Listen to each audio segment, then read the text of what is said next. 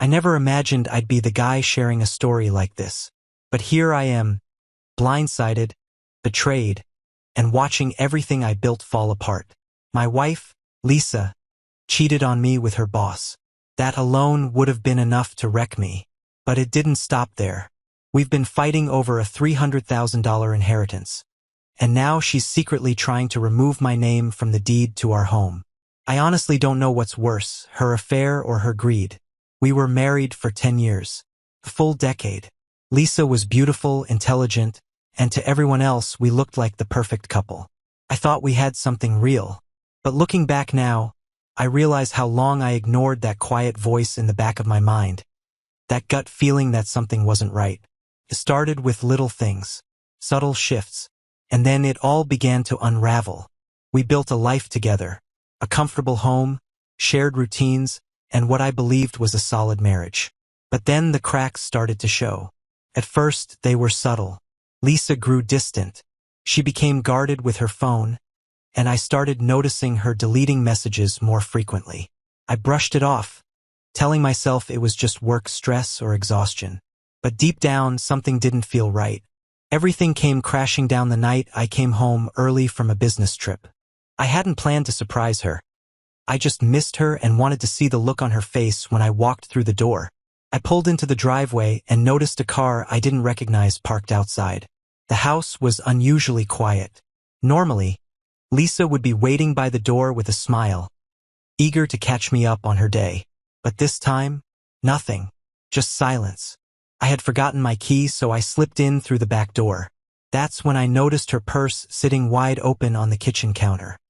Something she never did. A folded receipt was peeking out. I picked it up. It was from a hotel downtown. At first, I tried to rationalize it. Maybe a work lunch, a client meeting. But the date hit me like a slap. It was from last Thursday, the day I was out of town. My heart started to race. Then I saw her phone lying unattended on the table. I shouldn't have looked, but I did. The screen lit up with texts from a number I didn't recognize. What I saw made my stomach drop. They were intimate, flirty, full of anticipation. She and her boss, Mark, had been planning another hotel meetup. He told her how much he missed her. She said she couldn't wait to see him again. Mark. I knew the guy, charming, smug, the type who always flirted a little too much with the women in the office. But I never thought Lisa would actually cross that line. Not with him. I didn't confront her that night. I just sat at the kitchen table, staring at her phone like it was a weapon. My chest was tight, my mind spinning. How long had this been going on? How many lies had I believed without question? How long had this been going on? Was I really that blind? I kept replaying everything. Every late night, every flimsy excuse about working overtime, every time she snatched her phone the second I walked into the room. The sudden mood swings, the defensiveness whenever I asked about her job or her coworkers. It all made sense now. The signs were there. I just didn't want to see them. The next morning, I couldn't hold it in anymore. I confronted her. I laid the evidence on the table, the hotel receipt, the text messages, everything. She looked stunned, like she hadn't expected me to find out, at least not yet. She tried to lie, of course. Said Mark was just a colleague, that the messages were being taken out of context, that it was nothing serious. But her voice cracked, and the excuses were weak. Panicked, desperate. Then she shifted gears. Claimed it never went that far. Swore they hadn't slept together, that it was just harmless flirting, just words. She said she loved me, that she didn't want to ruin our marriage. And then came the line that broke me. It didn't mean anything. It was just sex. That was supposed to make it better? I felt gutted. I loved her, at least I thought I did. But now I felt like an idiot. Betrayed. Played. 10 years together, and this is how it ends? With backroom lies and hotel receipts? I was furious, but beneath the rage was something worse. A hollow, sinking emptiness. The kind that keeps you up at night staring at the ceiling, wondering how the person you trusted most could hurt you like this. I didn't sleep that night. Just sat there, haunted by memories of what we used to be, and the realization that she threw it all away. For him. The affair was devastating, But it wasn't just the betrayal of her body. It was her betrayal of trust, of loyalty, of everything we were supposed to stand for. And then, as if the emotional wreckage weren't enough, I uncovered something even more insidious. Greed. I discovered Lisa had been quietly taking steps to remove my name from the deed to our home. No discussion. No consent. She was trying to take full control behind my back. That hit harder than the affair. It wasn't just about lust. It was about power, about ownership, about erasing me from the life I helped build. I didn't know what to do in that moment. Part of me wanted to shout, to throw her out and watch her beg. Another part of me just wanted to disappear, to be anywhere but there. But I knew I had to stay calm. This was bigger than heartbreak. This was war. I realized I needed a plan. Something deliberate, controlled. If she was going to play dirty, then I would play smart. I had to protect what was mine, and make sure she felt the consequences of what she'd done. I wasn't going to let her walk away with everything while I was left with nothing but scars. That night changed everything. No more blind trust. No more emotional paralysis. I forced myself to act. I started digging deeper. Into her phone, her emails, anything I could get my hands on. I needed clarity. I needed truth. And what I found painted a far uglier picture than I imagined. There were more messages from Mark, sure, but also records of quiet bank transfers, meetings she hadn't told me about, and even emails with a lawyer. She was laying the groundwork for something bigger, maybe a separation, maybe more. But one thing was clear. She wasn't just betraying me emotionally. She was setting me up to be left with nothing. How could she be so calculating? I always knew Lisa had a sharp tongue and could be manipulative when she wanted to be. But this was something else entirely. She was willing to burn down everything we'd built together, all for money, for control, for her own twisted sense of victory. That's when it hit me. I had to act, and fast. I couldn't sit back and let her erase me from my own life. I reached out to a lawyer who specialized in property and marital asset disputes. I needed to know exactly where I stood, what my rights were, and how I could block her from taking more than she already had. At the same time, I prepared myself for another confrontation. But this time, I wouldn't be caught off guard. This time, I'd be ready. I started building a case. I gathered everything, screenshots of her messages, copies of the hotel receipt, financial records, suspicious bank transfers, anything that showed she was trying to take what wasn't hers. I even scheduled a meeting with her lawyer to get ahead of whatever narrative she might spin. Meanwhile, Lisa grew more defensive by the day. Her manipulation ramped up. She'd throw out lines like, "I deserve the house. I worked just as hard as you did." Or, "You're just being jealous and controlling." And the one that really twisted the knife, "It's not like I'm cheating on you anymore," said with that smug, fake smile that made my skin crawl. She tried to rewrite history, acting like her affair was just a side effect of me being emotionally unavailable, claiming she was lonely, that she just needed a little happiness outside the marriage, as if that justified anything. But I saw through it. Every word from her mouth was coated in sugar and soaked in lies. The emotional toll was brutal. I felt betrayed, gutted, and humiliated. And worst of all, I couldn't stop asking myself, how did I let it get this far? How did I not see what she was doing to me until it was almost too late? How had I missed the signs? How could I have been so blind to who she really was? It felt like waking up in the middle of a nightmare, only to realize it wasn't a dream. It was real and it was still happening. I had trusted Lisa with everything. My heart, my money, my future. And all along, she'd been plotting her exit behind my back. The worst part? A small part of me still wanted to believe we could fix things. I hated myself for even considering it. But when you've built a life with someone, the idea of walking away feels like amputating a part of yourself. Deep down, I knew holding on was a mistake. But I wasn't ready to let go. Not yet. So while I built my legal defense, I also began planning something more.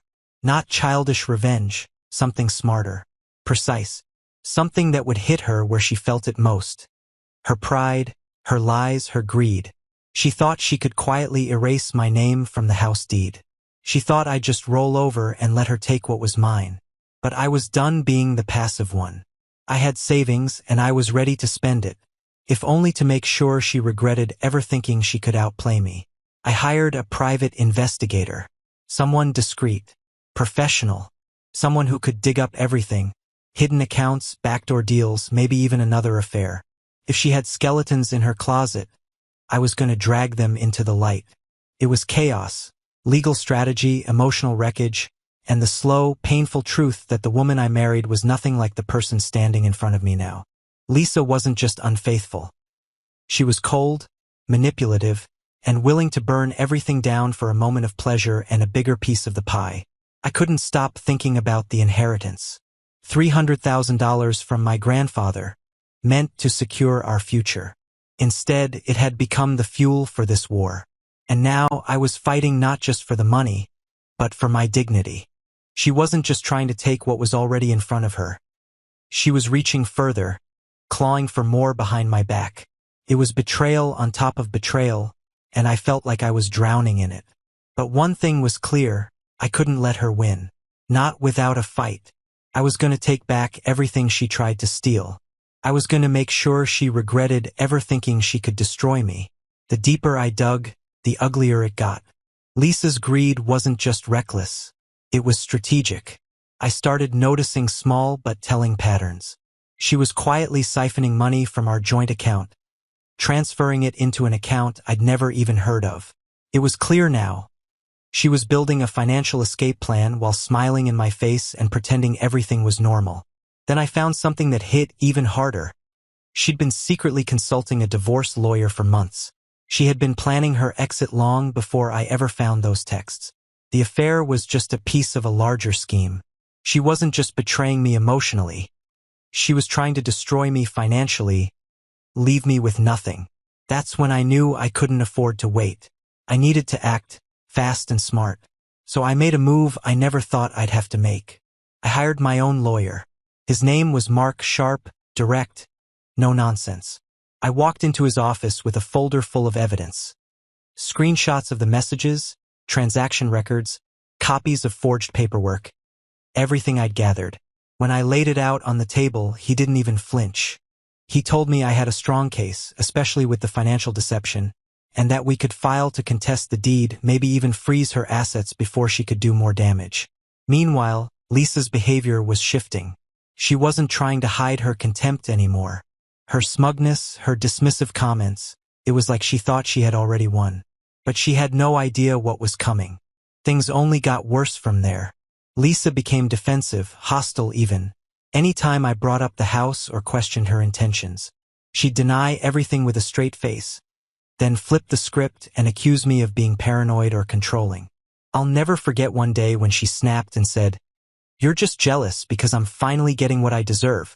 You think I'm cheating, but at least I'm doing better than you." That was her way of dodging guilt. Deflect, blame, twist the truth. But I saw right through it. She was the one who cheated. She was the one secretly plotting to steal what we built together. Every day felt like walking a tightrope.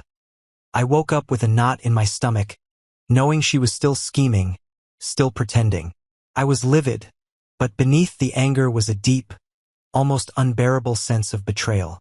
The woman I once trusted with everything, my heart, my finances, my future, had become a stranger. Cold, calculated, selfish. I kept asking myself how I didn't see it sooner. The late nights, the hushed phone calls, the sudden mood swings and attitude. It was all there in plain sight. I just didn't want to believe it. But the final straw? That came when I caught her red-handed trying to transfer the house deed, without my consent. Thanks to the private investigator I'd hired, I had hard proof. He tracked her meetings, traced her financial moves, and uncovered that she'd been working with her lawyer in secret, drafting documents to make herself sole owner of the property. I was beyond furious. This time, I didn't just confront her with suspicion. I confronted her with facts. Every document, every transaction, every lie. I laid it all out in front of her and watched her face drop. She tried to spin it, of course. Said she was just protecting herself. That I was the one trying to control her. Right? Classic deflection. But I wasn't buying it anymore. It was clear as day. She was trying to cut me out of everything. Plain and simple. That's when it all came together. This wasn't a spur-of-the-moment betrayal. She'd been planning this for months, maybe even longer, hiding money, lying about where she was, meeting with lawyers behind my back. And all the while, I was clinging to the illusion that we still had a chance, convincing myself things could go back to normal. But the truth was, I was falling apart inside. I loved her, or at least I loved who I thought she was. That woman was gone, replaced by someone cold, calculating, and consumed by greed. I knew I had to move fast. I couldn't let her walk away with everything. Not the house, not the money, and definitely not my future. So I contacted a mediator and began the legal process to challenge her claim on the property. At the same time, I doubled down on gathering evidence, bank statements, emails, anything that could prove her intent to defraud me.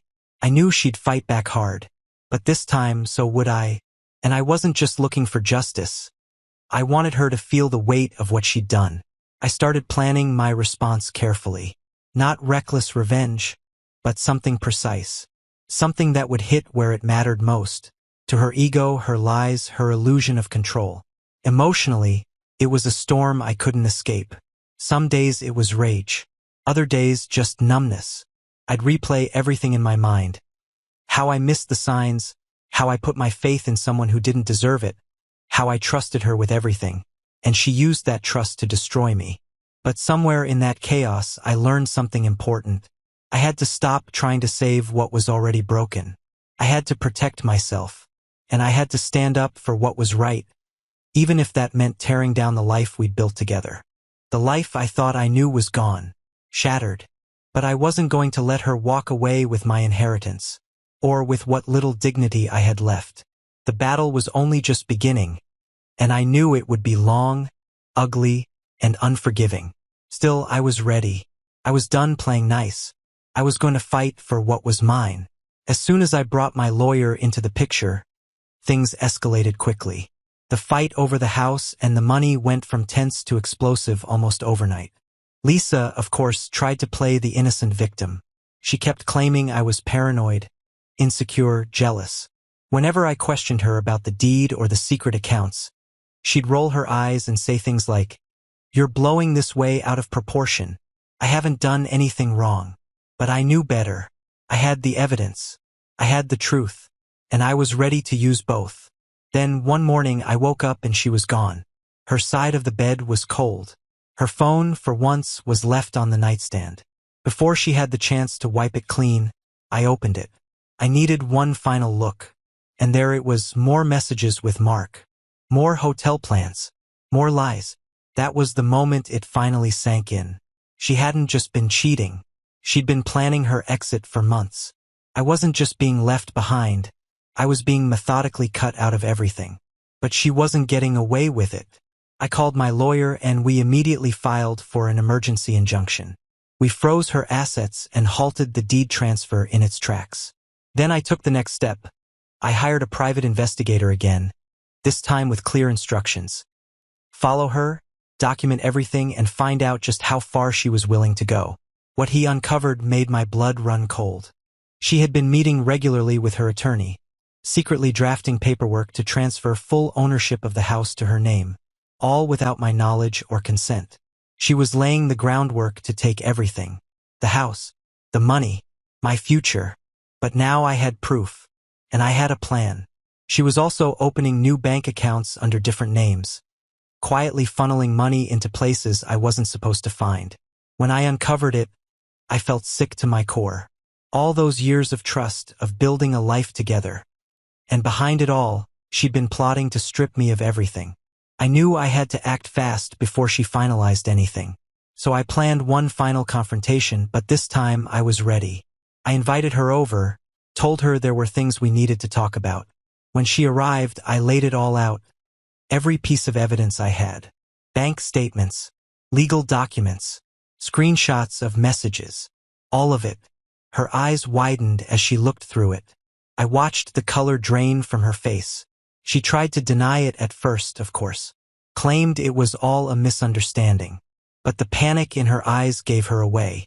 The cracks in her act were finally showing. I told her calmly and clearly that I wasn't going to let her get away with this. She had two choices: drop her schemes and agree to a fair division, or I would take her to court and make sure every lie, every shady transaction, came out in the open. Her reaction? Classic Lisa. She exploded, called me controlling, accused me of trying to sabotage her, claimed I was just insecure and jealous of her success.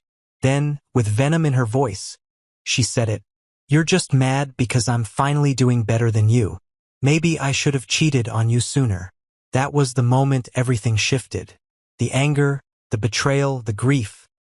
It all hit at once. The woman I once loved was gone. In her place stood someone cruel, selfish, and blind to the wreckage she was creating. She didn't care about what we built, only about what she could take from it. I felt a mix of fury, sadness, and something deeper: disgust. I couldn't keep living like this. I had to draw the line. I had to protect what was mine. So I looked her in the eyes and said exactly that. "This ends now.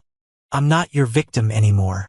I filed for legal separation, determined to fight her over both the house and the inheritance. I wanted her to understand. She couldn't just lie, cheat, and steal her way out of this without consequences. I was done playing nice. At the same time, I started consulting a financial advisor.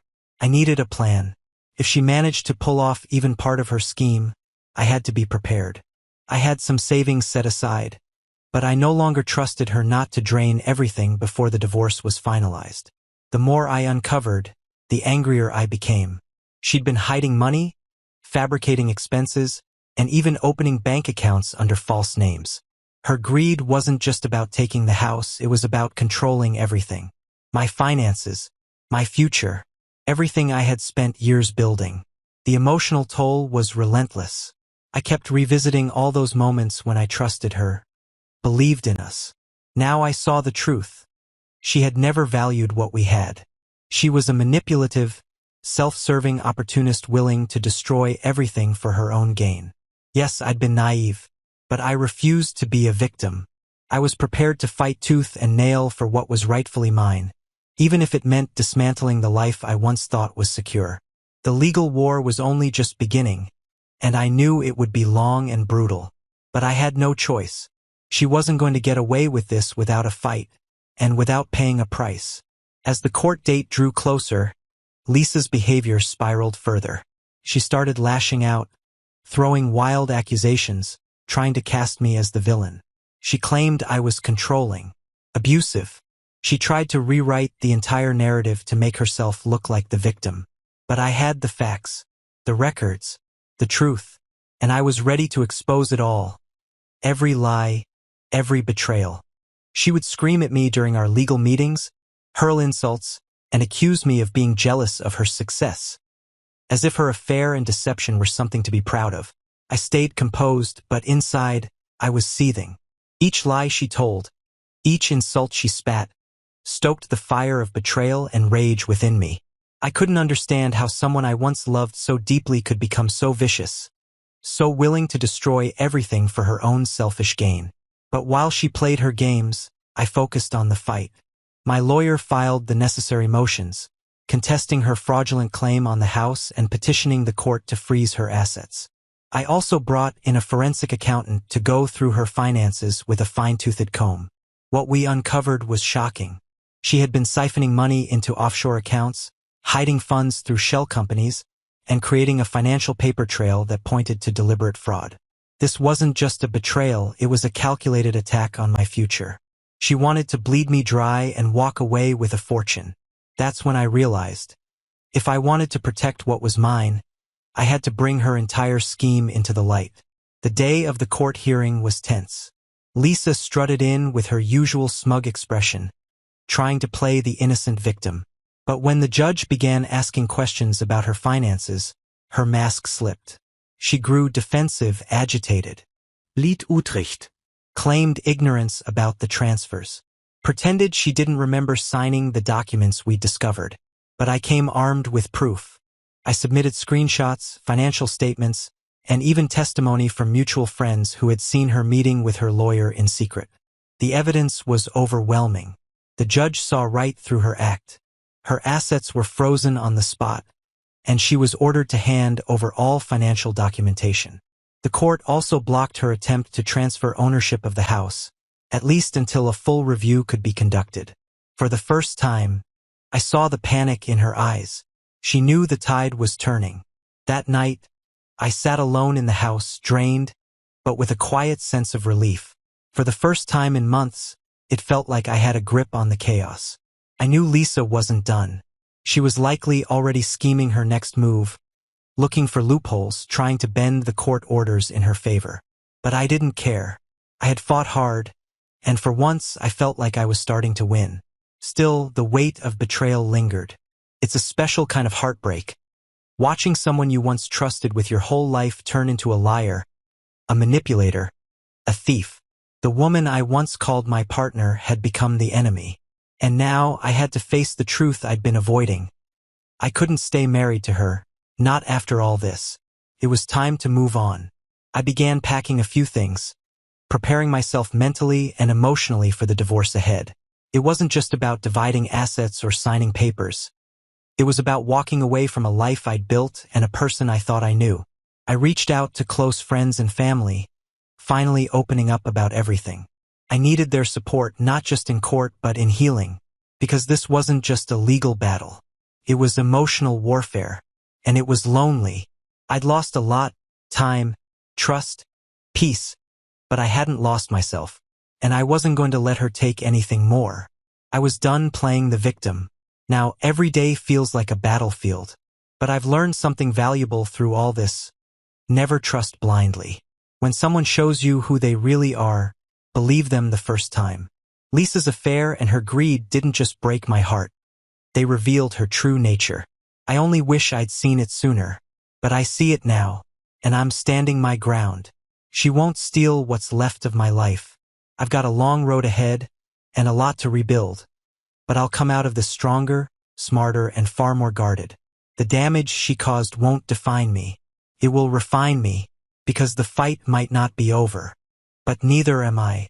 In the end, it was never just about the house or the inheritance. It was about waking up to a truth I'd ignored for far too long, that I had been blind to who Lisa truly was. The woman I believed was my partner, my wife, had become a stranger. Her affair with Mark was only the surface. The deeper betrayal was her greed, her calculated deceit, the lies, the manipulation. That's what cut the deepest. I won the legal battle. The court ruled in my favor. I kept the house, secured my inheritance, and halted her attempts to bleed me dry. But the emotional scars? Those are slower to fade. When someone you love breaks your trust so completely, it leaves you questioning everything, even yourself. Looking back, the signs had always been there. The late nights, the secrecy, the dismissive attitude. I chose to believe we were still a team, still in this together. I clung to that illusion while she quietly unraveled everything behind my back. But hindsight is cruel like that. You never see it clearly until the damage is done. Still, if there's one thing this experience has taught me, it's this: never hand over control of your life, your finances, your peace of mind without clear boundaries. Love shouldn't require blind trust. And if I'd been more aware, more cautious, maybe things wouldn't have spiraled so far. But there's no point in regret now. What's done is done. I've moved out of that house, started over. Bit by bit, I'm rebuilding myself. Healing isn't fast, and it isn't clean, but it's happening. I've come to understand that revenge doesn't always mean striking back. Sometimes it's about reclaiming your strength, protecting your future, refusing to be broken. Lisa's betrayal taught me painful lessons about trust, about deception, about vigilance. But it also showed me the depth of my own resilience. I don't hate her, not anymore. In fact, I pity her. She let greed devour everything good in her life. And one day she'll have to live with that. As for me, I'm moving forward. To anyone reading this who's been in a similar place, protect what's yours. Don't ignore the signs. And never let someone else's lies rewrite your life. You deserve better. I know now I do too. To anyone reading this who might be going through something similar, here's what I've learned. Don't ignore the signs. Those subtle red flags you keep brushing off, they matter. Trust isn't something you give away blindly. It's earned, over time, through consistency, honesty, and respect. If someone cheats on you or tries to steal from you, whether it's your money, your peace of mind, or your dignity, you have every right to fight back. Protect what's yours. Safeguard your future. It won't be easy. The road ahead is long. And yes, it hurts. But you will come out stronger. I did. What this ordeal taught me more than anything is to trust myself. To listen to that quiet inner voice. The one that speaks up when something feels off. That instinct is there for a reason. I ignored it for too long. Not anymore. And revenge is not about hurting someone back. It's about taking back control. It's about showing the person who tried to break you that they failed. Lisa thought she could lie, cheat, and manipulate her way through everything. But I didn't let her. I stood my ground. I made sure she faced the consequences. Now, I'm free from her toxic grip, from the lies, from the emotional drain. Starting over isn't easy, and I still carry the scars. But I know I'm better off. I know who I am and I know my worth. Life moves forward, and I'm rebuilding everything she tried to destroy. That's the real victory, not just surviving, but reclaiming my future on my own terms. So if you're in a fight right now, whether for your heart, your home, or your peace, don't back down. Standhalt. Stand firm, and never forget, you are worth fighting for.